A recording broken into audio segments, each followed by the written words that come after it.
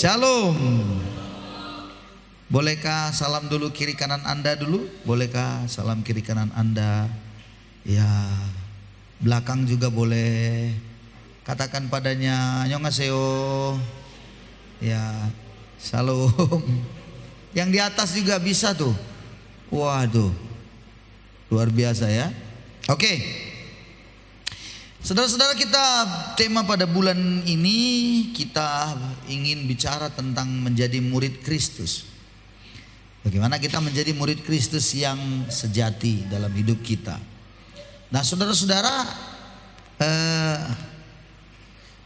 tema tahun ini kita harus mencapai pengertian dan kita harus mempraktekkan yang disebut dengan menjadi murid yang bermultiplikasi.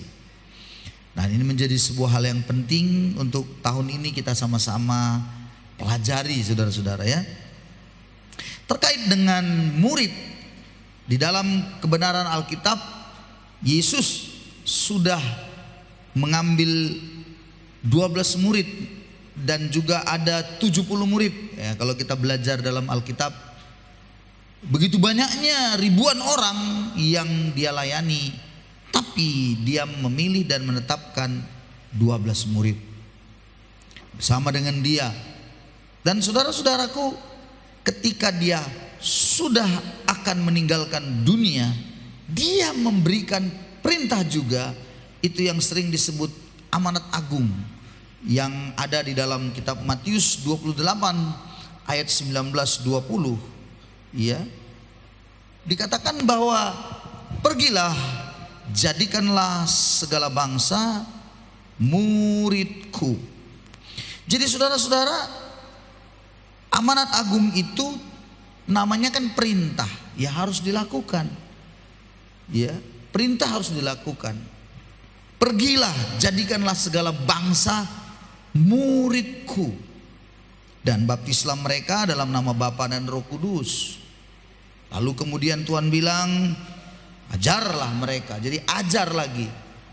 Jadikan bangsa murid, baptis dia, ajar lagi dia melakukan segala sesuatu yang kuperintahkan kepadamu, dan ketahuilah aku menyertai kamu sampai pada akhir zaman. Nah, amanat agung ini harus menjadi bagian gereja, karena memang gereja ada karena amanat agung ini. Jadi saudara-saudara, jangan sampai kita berpikir ada di dalam gereja ini kita hanya cukup dengan datang dengar khotbah itu kita diberkati, nggak cukup. Kita harus sampai pada level di mana kita menjadi murid dan bermultiplikasi, artinya kita pergi lagi, jadikan segala bangsa murid lagi. Jadi tidak ada ceritanya kita tenang sebagai gereja, kita duduk bagus ya dengerin firman, tapi kita tidak murid. Sangat disayangkan saudara-saudaraku, sangat disayangkan kalau itu terjadi. Maka kita harus menyadari hari ini, apakah saya ini murid atau tidak? Ya, harus kita sadari, saya ini murid atau tidak begitu. Murid di dalam bahasa Yunani yang dipakai seringkali ada kata yang penting disebut matetes. Matetes itu artinya menjadi seorang pengikut, pembelajar, meneladani gurunya. Dan kalau diambil dia contohnya seperti seorang yang sedang magang. Magang itu tahu magang? Kalau ada satu perusahaan, dia misalnya seperti dulu misalnya anak saya mahasiswa, dan kemudian dia mau di tempat pekerjaan itu, perusahaan itu, dia bukan langsung diterima, tetapi dia magang. Di situ waktu dia magang, dia perhatikan semuanya, dia pelajari semuanya, lalu kemudian dia mencoba untuk mengikuti apa yang disarankan oleh senior-senior yang ada di situ, dan dia mengerjakan itu seperti apa yang diharapkan oleh pimpinan yang ada di situ. Itu sebabnya saudara-saudara harus sadari, kalau kita bicara murid, maka sebenarnya kita manusia pembelajar. Matetes itu bicara manusia pembelajar, nggak berhenti sampai pada satu bagian saja. Jadi murid itu tidak bisa kita anggap hanya sebatas datang, ibadah, duduk, dengar, khotbah, terus pulang. Murid nggak seperti itu. Ribuan pengikut Yesus, tetapi Yesus menetapkan 12 murid bersama dengan dia. Kemudian ada lagi nanti 70 murid. Tetapi dalam 12 murid itulah dia berjalan bersama dengan muridnya, lalu mulai belajar bersama-sama, dan murid-muridnya itu meneladani dia. Matetes, demikianlah arti dari murid dalam konteks bahasa Yunaninya. Lalu yang menarik, kalau saudara belajar kitab Kisah Para Rasul, karena murid itu menyebar, ya, mulai memuridkan lagi, memberitakan Injil ke seluruh bangsa, lalu memuridkan lagi banyak orang. Dan mereka pergi berdiaspora, menyebar banyak tempat, Efesus, Antioquia, Kaisarea, Korintus, Filipi, dan semuanya itu di dalam itu yang mereka layani itu, maksudnya itu adalah murid, bukan pengikut. Kisah Para Rasul tidak berbicara tentang pengikut. Kisah Para Rasul berbicara tentang murid. Mengapa? Karena amanat agung tadi yang mengatakan, jadikanlah segala bangsa muridku. Memang begitu dia. Dan yang menarik kalau Anda baca, dan kita baca Kisah Rasul, kita lihat ayatnya, pasal 11 ayat yang ke-26, perhatikan di situ. 11 ayat 26 Kisah Rasul, mereka tinggal bersama-sama dengan jemaat itu 1 tahun lamanya sambil mengajar banyak orang. Di Antioquia lah, perhatikan baik-baik, murid-murid itu untuk pertama kalinya disebut Kristen. Jadi pertama sekali itu disebut Kristen. Nah, jadi begini, Kristen, nama label Kristen itu bukan agama. Karena Yesus tidak pernah datang mendirikan agama. Yesus datang ke dalam dunia membebaskan kita dari dosa. Dia tidak berbicara tentang agama. Kristen itu dulu ejekan. Jadi waktu orang melihat, ini kan Barnabas dan Saulus berada di Antioquia, mengajar mereka yang percaya itu, mereka dijadikannya murid-murid. Terjadi perubahan dalam diri mereka. Waktu terjadi perubahan dalam diri mereka, mereka sudah berbeda dengan tampilan atau tabiat karakter orang yang ada pada masa itu. Berbeda, sehingga dia diolok-olok. Jadi, hei Kristen, hei Kristen, hei Kristen, kira-kira gitu. Di situ sebutan itu ada. Kristen artinya pengikut Kristus, dan ejekan itu dikasih label itu pada murid-murid yang ada mereka layani. Jadi, saudara-saudara, ada beberapa hal penting harus kita mengerti. Berarti kalau bicara tentang Kristen, yang namanya pengikut Kristus, itu berarti murid. Jadi bukan agama. Kita saja yang pandai-pandaian menjadikan itu agama. Kan dulu saya sudah bilang, apa beda agama dengan kasih karunia di dalam Tuhan? Agama itu adalah berupaya sekuat tenaga mencari menemui Tuhan. Itu agama. Tapi kasih karunia, Yesus datang ke dalam dunia menyelesaikan dosa. Itu kasih karunia. Nah, kita banyak hidup dengan simbol agama, tidak hidup dalam simbol kasih karunia. Kita nggak mengerti kasih karunia itu. Yang kita kerjakan selalu agama, ngerjain ini, doa begini, buat begitu, supaya kita dianggap layak oleh Allah. Salah, capek kita, stres. Taurat itu namanya. Yang ianya adalah kita beroleh kasih karunia dalam Tuhan. Kita menyadari akan hal itu, sehingga pada akhirnya Yesus yang ada di dalam kita, itulah yang akan menolong kita dalam banyak hal yang kita kerjakan. Makanya hidupku yang kuhidupi sekarang, kata Paulus, bukan hidupku lagi, tapi Kristus yang diam di dalam aku. Halo? Itu kasih karunia yang Tuhan nyatakan. Nah, kita ini akan menjadi manusia yang stres, capek betul menjalani hidup, karena kita selalu berpatokan pada agama. Bagaimana? Saudara mengerti sampai di sini? Coba tanya dulu kiri kanannya, mengertinya kau? Bilang, tanya dulu. Kadang-kadang diam itu ada dua gendangnya. Mengerti kali, tapi on kali pun begitu juga, saudara-saudara. Bagaimana kira? Tanya dulu kiri kanan Anda, mengerti kan? Oh, mengerti, puji Tuhan. Puji Tuhan. Pengikut Kristus yang namanya Kristen dikasih label itu, ternyata itu adalah murid.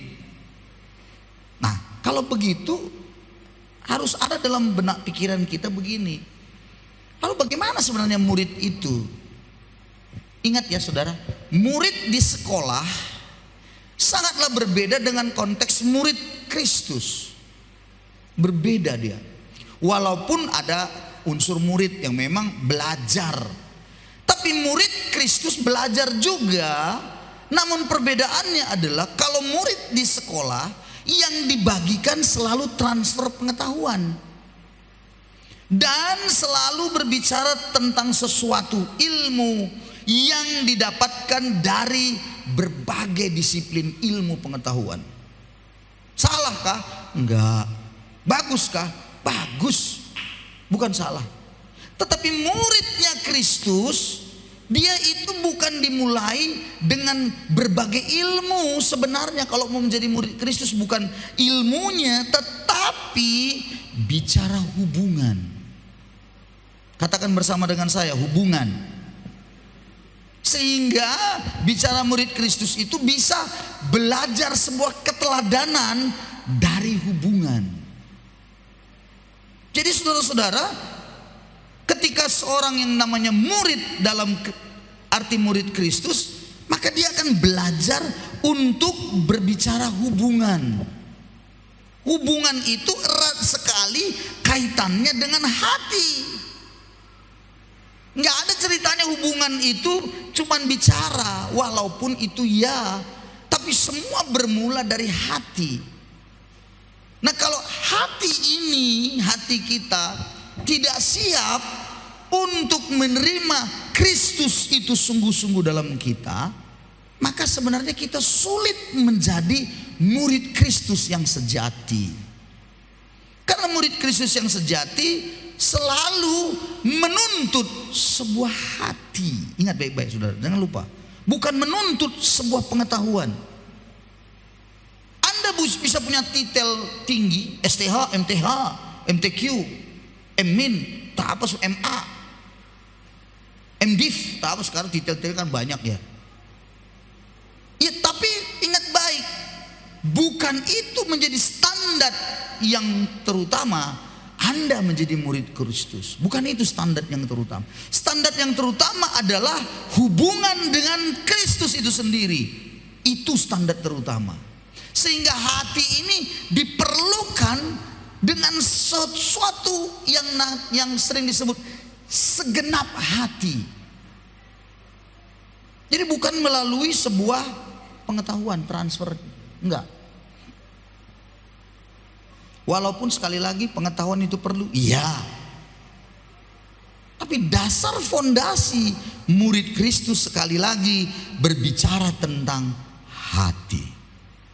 Jadi kalau begitu saudara-saudaraku, Kristen itu adalah pengikut Kristus yang adalah murid, maka arti sesungguhnya adalah murid itu memiliki hubungan dengan Kristus. Baru dia dianggap menjadi seorang yang namanya murid. Kalau nggak ada hubungan, maaf, itu tidak murid. Kalau nggak punya sebuah kerinduan yang namanya hatinya mengasihi Tuhan, aduh, sulit menjadi murid. Berat, saudara-saudara. Maka semua yang ada di dalam kebenaran ayat firman dianggapnya itu berat untuk dilakukan. Dia akan anggap semua ayat-ayat ini, firman ini mematikan, bukan menghidupkannya. Karena unsurnya di situ agama yang dikejarnya. Sedangkan kasih karunia itu membuat kita punya hubungan dengan Allah. Hubungan itulah yang membuat kita semakin hari semakin mengenal Tuhan. Itu saya beritahu saudara. Maka oleh karena itu pula lah, saudara-saudara, Anda dan saya perlu mengerti bahwa ternyata Allah menginginkan hati Anda itu 100% sama Dia. Amin, saudara-saudara. Amin. 100%. Nggak ada suami istri ketika ditanya, misalnya suaminya ditanya sama istrinya, atau kita di sinilah, siapa yang ibu-ibu, wanita, istri, beranikah atau maukah Anda kalau dibilang suami Anda, istri, mama, betapa aku sangat menyayangimu, tapi hanya 50%, mau lah ya, mau, wah bisa angkat senjata itu. Oke, saya naikkan. Suaminya bilang, aku mencintaimu, mengasihimu 80%. Ditanya 20% mana? Ada di Teluk Dalam. Kira-kira gimana? Mau lah bilang. Pelit kali pun nggak ada yang mau. Kalau ditanya semuanya maunya berapa persen? Semua bilang 100%. Kalau perlu pun 120%. Padahal nggak ada 120%, 100%-nya. Maaf ya, kalau kita saja pun maunya seperti itu dengan pasangan kita, apalagi Tuhan. Halo. Kalau kita saja dan pasangan mau gitu, apalagi Tuhan. Tuhan ingin segenap hati kita. Itu sebabnya saudara-saudara, Tuhan mengajarkan kepada kita prinsip yang harus kita sadari. Kalau kita mau hidup yang namanya menjadi Kristen itu, ya serahkan diri. Tapi Pak, saya mengasihi pacar saya mencintainya. Saudara-saudara, saya ingatkan saudara hari ini bahwa mengasihi pacar, kalau dalam Alkitab sampai dibilang orang tua sekalipun, ya kan? Barang siapa ada yang mengasihi ayah ibunya lebih, ya, daripada mengasihi aku, apa kata Tuhan? Layak? Tidak layak. Ngeri loh saudara, tidak layak bagiku. Itu nggak gampang loh saudara. Bisa Anda bayangkan bagaimana ketidaklayakan saudara dan saya. Matius 10, saya jemput untuk kita melihatnya. Ayat 37.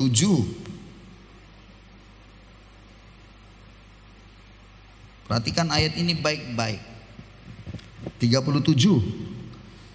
Barang siapa mengasihi bapak atau ibunya lebih daripadaku, ya tidak layak bagiku.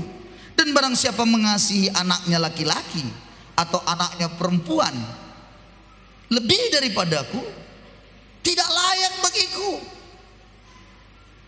Jadi bicara tentang siapa yang kita lebih sayangi, bukan berarti kita tidak sayangi orang tua, bukan berarti tidak kita sayangi anak. Tapi pertanyaannya dengan jelas, apakah sudah berkurang kasih kita kepada Tuhan gara-gara orang tua? Gara-gara anak-anak? Itu pertanyaannya. Kalau itu ya nggak layak, kata Tuhan. Nggak layak bagiku. Sulit dia akan menjadi yang disebut murid yang sejati. Sulit sekali. Maka akan ada pertentangan tentunya di dalam keluarga. Sama seperti saya dulu, pertentangan di mana saya harus melayani Tuhan dan di mana pula orang tua tidak mengizinkan atau tidak setuju awalnya. Mana yang saya pilih? Sama dengan Anda semua kalau hari ini suami Anda melarang Anda ke gereja. Lalu Anda bilang, sudahlah kalau kayak gitu nggak usah lah, nggak apa-apa. Berarti Anda lebih mementingkan, lebih menjaga perasaan suami Anda daripada saudara. Enggak layak. Itu sebabnya ayat 38 berkata begini, ayat 38-nya. Barang siapa tidak memikul salibnya dan mengikut aku, ia enggak layak bagiku. Jadi memang harus ada pikul salib, yang artinya penderitaan yang kita memang akan alami, baik secara mental ataupun secara badani. Itu karena kita mengikut Tuhan, akan kita terima. Dengarkan semua kita, orang tua atau anak-anak, kadang-kadang itu yang bisa membuat kita apa? Mundur kan? Kan orang-orang yang selalu mengecewakan kita kan adalah orang-orang yang selalu dekat dengan kita kan? Benar apa tidak? Iya. Dan harusnya kita sadari dengan berkata, apapun terjadi, bagaimanapun keadaannya, aku akan tetap setia. Itulah standar murid Kristus yang luar biasa. Kadangkala kan tidak seperti itu. Suami agak tulalit, terus istri akhirnya apa ya, sudahlah. Kalau memang begitu biarlah hancur rumah tangga ini, matilah semua, biarin. Terus gimana? Biar mampus buat itu Pak Pendeta. Emangnya aku pikirin dasar memang laki-laki sontoloyo. Loh, Anda berarti nggak siap dengan murid Kristus. Anda harus pikul salib harusnya. Salib penderitaan secara mental iya. Belum secara fisik lagi. Kadang-kadang mungkin ada yang dilarang suaminya. Dulu kami masih ingat sekali betul. Awal-awal pelayanan ini ada dulu. Ada seorang anak gadis ya, masih SMA yang kami muridkan. Perempuan lagi. Bapaknya salah satu pengurus gereja. Dan begitu dibimbing, dimuridkan begitu, ngamuk itu. Bapaknya sampai datang ke persekutuan tempat kami ibadah itu. Datang dong, ngamuk-ngamuk. Ngomongnya pun kotor sekali dengan saya.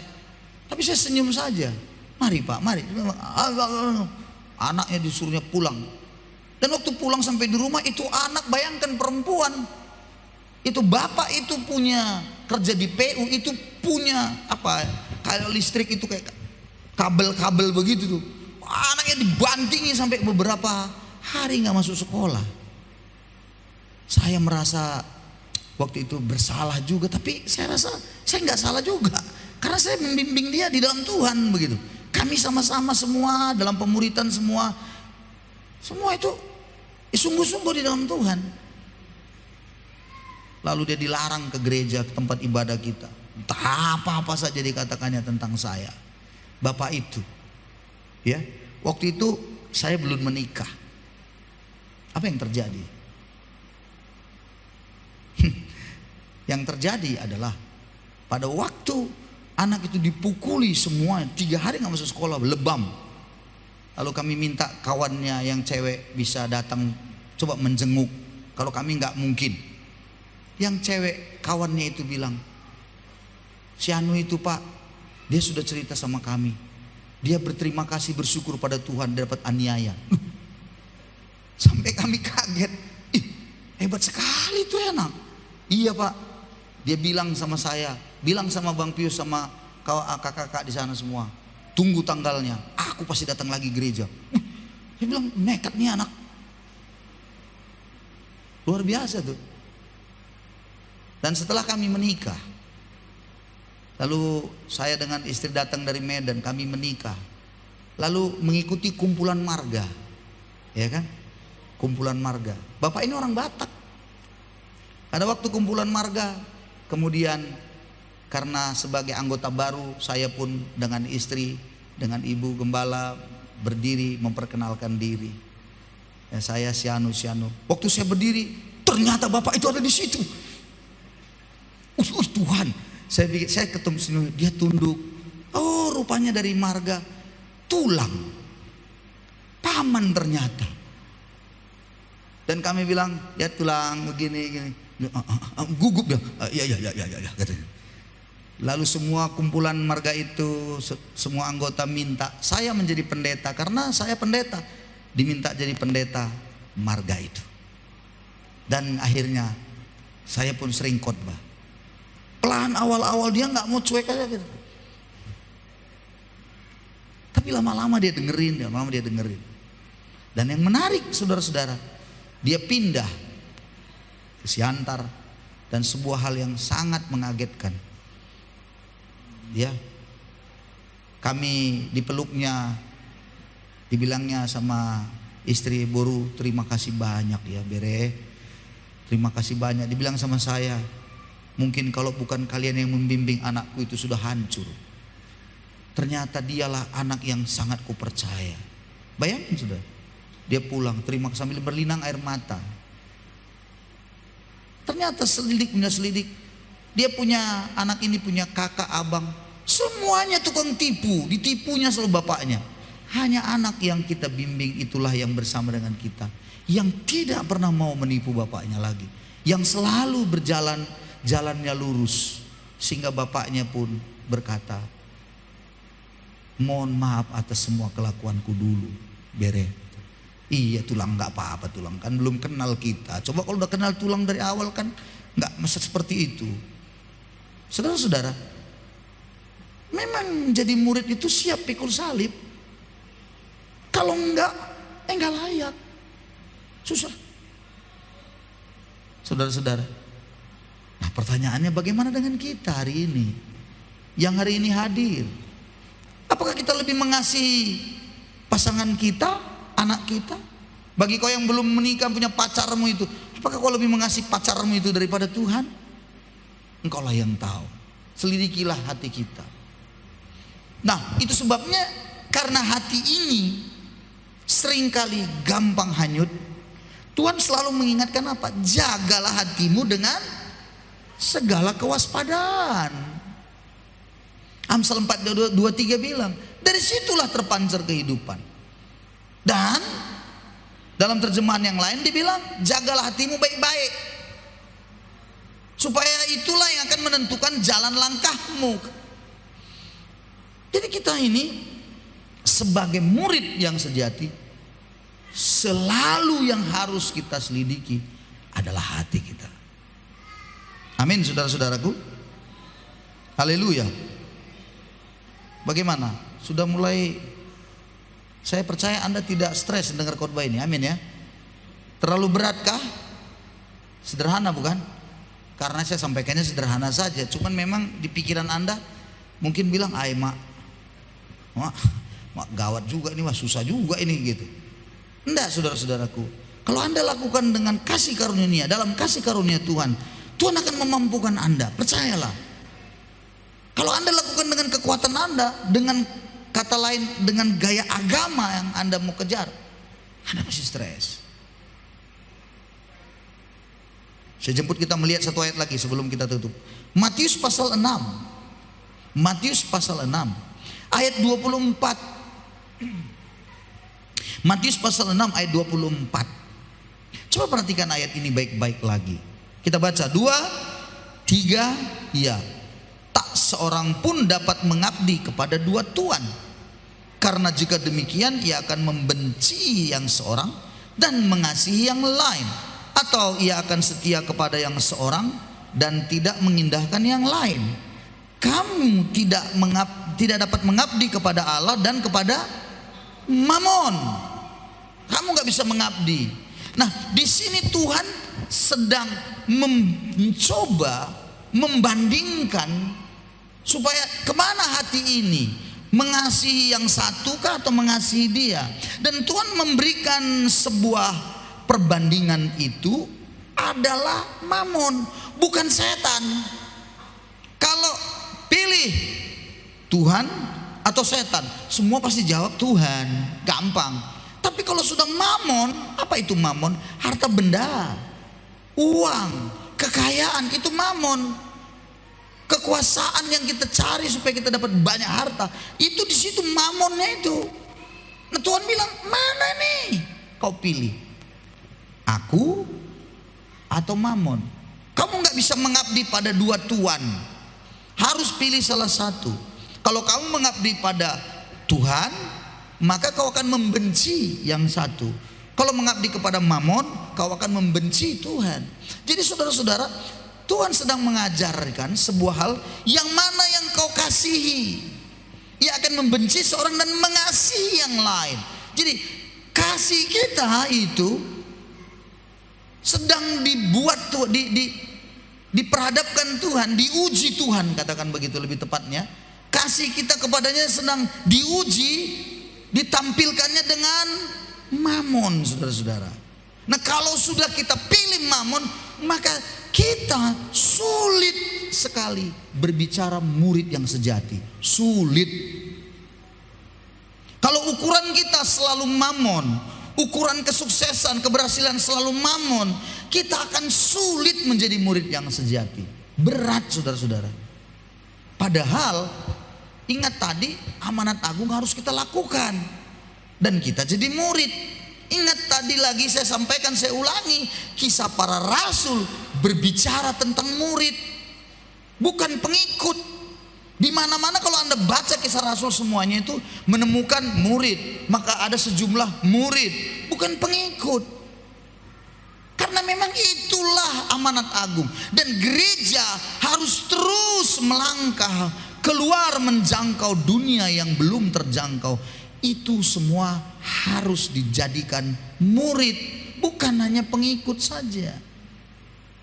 Jadi bukan hanya Kristen. Tadi sudah kita katakan, sudah kita belajari kisah 11 ayat 26 bahwa pertama sekali di Antiokhia lah murid-murid itu disebut Kristen. Nangkep ya saudara-saudara? Itu sebabnya kalau kita baca Matius 6 tadi, ayatnya yang ke-19, 20, perhatikan baik-baik lagi, yang terakhir lagi ya. Janganlah kamu mengumpulkan harta di bumi. Matius 6 ayat 19 di atas tadi. Jangan kamu mengumpulkan harta di bumi. Di bumi ngengat dan karat merusakkannya, dan pencuri membongkar serta mencurinya. Tetapi kumpulkanlah bagimu. Menarik sekali. Apa? Harta di sorga.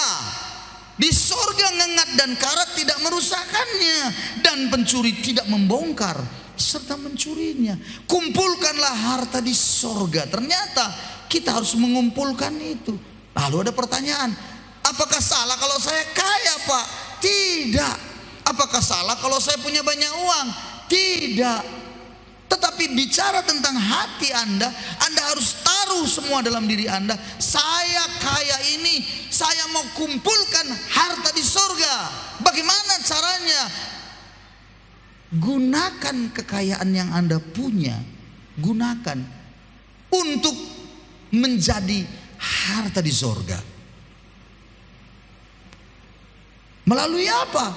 Banyak hal. Anda punya segudang harta. Coba Anda mulai pikirkan dengan baik untuk Anda bisa memberkati pekerjaan Tuhan kah, nolongin orang kah, atau sampai mungkin Anda berpikir bagaimana caranya supaya dengan kekayaanku ini jiwa-jiwa makin banyak bisa dijangkau, bisa dimenangkan. Itulah harta di sorga. Kumpulkan yang seperti itu. Dengar ya saudara, kalau harta di dunia ini kita kejar, nggak pernah puas. Benar nggak saudara? Nggak pernah puas. Seorang aktris ya terkenal Hollywood bernama Angelina Jolie, dengan kekayaannya yang luar biasa, tapi dia tidak pernah merasa bahagia. Sampai sekali waktu dia diajak ke daerah Timur Tengah, daerah Irak, Iran, dan banyak anak-anak korban perang di sana. Lalu apa yang dilakukannya? Dia mendonasi uangnya. Sebagian itu dia buat untuk membantu menolong anak-anak yang sudah hancur akibat korban perang di sana. Dan dia begitu dia datang, anak-anak itu datang memeluk dia, lalu dia menikmati sebuah hubungan sama anak-anak itu. Dilihat bagaimana anak itu bermain dan makan, dan akhirnya katanya dia baru menemukan kebahagiaan. Akhirnya saya mengerti bahwa kebahagiaan itu bukan bagaimana kita mengambil banyak, tapi kebahagiaan itu justru bagaimana kita memberi banyak. Wow, menarik saudara-saudara. Maka pada akhirnya bicara kumpulkan harta di sorga, maka itu berbicara tentang menggunakan kekayaan kita untuk banyak hal yang bisa kita berikan. Pekerjaan Tuhan, memperluas kerajaan Allah. Memang harus diakui, sejak dari zaman Martin Luther, bagaimana Protestan lahir. Dan di sana ada sebuah statement yang sering dilontarkan. Dibilang bagaimana? Ambil dan raih, cari uang sebanyak-banyaknya katanya. Tetapi gunakanlah itu untuk pemberitaan Injil seluas-luasnya. Di situ sebuah hal yang sepertinya baik sekali. Tapi sayangnya di sanalah awal mula kapitalisme. Sehingga mereka datang ke negara-negara, ke benua lain, menjajah saja kerjanya. Tidak lagi Injil yang utama, tapi menjajah, mengambil semua rempah-rempah itu. Injilnya masuk. Makanya ada pemberitaan Injil di Ambon, Manado. Itu hasil di mana penjajah itu masuk ke sana. Sayangnya orang-orang di daerah pribumi itu tidak dimakmurkan. Karena tadi mengambil sebanyak-banyaknya, lupa harusnya digunakan untuk pemberitaan Injil di situ seluas-luasnya. Kapitalis pun muncullah, saudara-saudara. Tapi hari ini saya mau mengingatkan kita, kalau engkau punya uang, kalau kau diberkati, baik sekali. Tapi sekali lagi, kita tidak menjadi seorang yang kapitalis, tapi kita menjadi seorang yang memang ingin menghimpun, memperbanyak harta kita di sorga. Saya akhiri pertanyaannya, bagaimanakah Anda hari-hari ini? Andalah yang lihat hidup Anda. Saya mengingatkan saudara supaya kita semua jangan sampai terperangkap dengan hal-hal dunia. Kita harus siap dengan sebuah pikul salib yang namanya menderita karena mengikut Tuhan. Tidak ada yang namanya mengikut Tuhan itu semua senang-senang, nggak ada. Akan ada ejekan, akan ada hinaan, akan ada banyak tantangan yang dihadapi. Ya, namun harapan besar saya, kita semua bisa menghadapinya, saudara. Kenapa? Karena kasih karunia Tuhan itu memampukan kita. Hari ini kita mau perjamuan, dan kita akan menikmati perjamuan. Biarlah kita semakin mengerti lagi bagaimana kasih karunia Tuhan itu semakin dinyatakan pada kita. Tuhan memberkati kita semuanya. Mari kita tundukkan kepala, kita berdoa. Bapak yang